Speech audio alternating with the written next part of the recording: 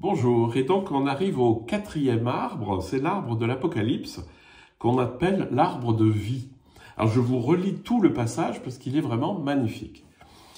Donc on entre dans ce qu'on appelle la Jérusalem céleste, c'est-à-dire qu'on revient en Dieu, en fait on revient à la case départ qui était l'Éden, d'où on était sorti par l'incarnation.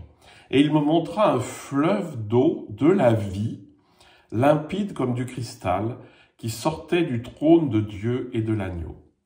Au milieu de la place de la ville et sur les deux bords du fleuve, il y avait un arbre de vie, produisant 12 fois des fruits, rendant son fruit chaque mois, et dont les feuilles servaient à la guérison. Le trône de Dieu et de l'agneau sera dans la ville, les serviteurs le serviront et verront sa face, et son nom sera sur leur front. Il n'y aura plus de nuit, et ils n'auront plus besoin ni de lampe ni de lumière, parce que le Seigneur Dieu les éclairera, et ils régneront pour les siècles des siècles. Donc une magnifique image que je vous désosse un peu. Le fleuve d'eau de la vie, limpide comme du cristal. Et alors ça, dans toute l'expérience spirituelle, c'est la nature divine qui est pure conscience. Vous avez la même chose chez Thérèse d'Avila, qui parle d'un bassin qui se remplit et qui s'élargit au fur et à mesure qu'il se remplit. Donc l'âme est comme un bassin, plus la conscience divine, c'est toujours symbolisé par l'eau, parce que l'eau est transparente, parce qu'il n'y a pas de contenu, c'est pas quelque chose de palpable, puis c'est transparent. Et donc le fleuve d'eau de la vie se manifeste sous la forme d'une conscience transparente, limpide comme du cristal, c'est magnifique, qui sortait de Dieu, du trône de Dieu et de l'agneau. Alors ça, c'est juste de l'image, c'est très beau. Alors là, il y a un truc rigolo, c'est au milieu de la place de la ville et sur les deux bords du fleuve, il y avait un arbre de vie. Alors je ne sais pas si vous imaginez, mais on voit bien que c'est pas une image concrète, puisque l'arbre, il est à la fois au milieu de la place de la ville et sur les deux bords du fleuve. Alors donc, il englobe tout, L'arbre de vie qui produit du fruit. Donc ça, c'est aussi, on peut dire que dans nos vies, lorsque l'arbre de ma vie s'abreuve au divin, ça porte du fruit tout le temps. Et ça guérit. N'oubliez pas que le mot guérison et le mot salut, c'est le même en grec.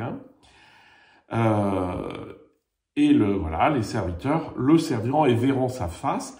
Voir la face de Dieu, c'est faire un avec Dieu.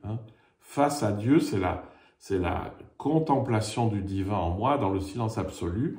Donc, c'est une manifestation en fait de la Trinité, c'est le Père qui contemple le Fils, et le Fils habite en moi, et finalement le Père regarde le Fils en moi. Voilà, donc on a balayé finalement les 4 arbres de la Bible, l'arbre du début, de la connaissance du bien et du mal, qui nous fait nous incarner, mais donc qui nous enferme un peu parce que on va être dans la mort, dans la souffrance et dans la faiblesse, puisqu'on reconnaît notre nudité.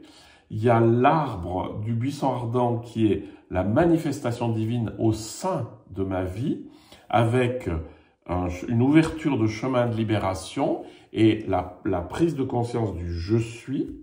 Ensuite, il y a l'arbre de la croix, où finalement tout ce qui en moi n'est pas divin va mourir pour m'éveiller à l'arbre de vie à la fin,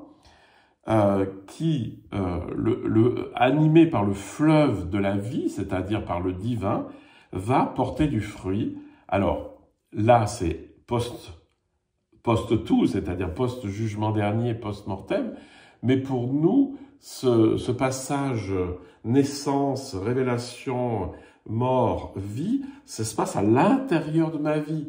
C'est pas temporel, c'est-à-dire c'est pas je nais, je meurs, je vais au paradis. C'est pas ça du tout. Ça se passe dans ma vie.